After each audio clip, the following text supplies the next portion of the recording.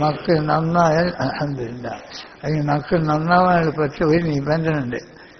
ഒരു നിബന്ധന എല്ലാം സ്വീകരിച്ചാൽ മതി. തൻ്റെ മാതാപിതാക്കളോട് എങ്ങനെ പെരുമാറിയത്, തൻ്റെ മാതാപിതാക്കളോട് ഏക്കാത്താൻ പെരുമാറി അതേ രൂപത്തിൽ മക്കൾ പെരുമാറും. തൻ്റെ മാതാവിനോട് പിതാവിനോട് ആരോട് ബിൽബിൽ വാലിനെ മാതാപിതാക്കൾ ഗുണം ചേർക്കുന്ന മക്കളാണെങ്കിൽ തൻ്റെ മക്കൾ തനിക്ക് ഗുണം ചേർക്കാൻ വേണ്ട. അത് സംശയം വിചാരിക്കും. മാതാപിതാക്കളുടെ വെറുക്കും അപരാധക്കുന്ന മാതാപിതാക്കൾക്ക് ഗുണം ചെയ്യാൻ നിങ്ങൾ മക്കൾ നിങ്ങൾക്ക് ഗുണം ചെയ്യും. അത് സംശയങ്ങൾ വിചാരിക്കണം. നാട്ടിൽ ഒരാൾ വാപ്പാൻ തല്ലുന്നത്, അപ്പോൾ മറ്റൊരു അത് വലിപ്പമില്ല, ആ മകൻ വാപ്പാൻ തല്ലുന്നത്.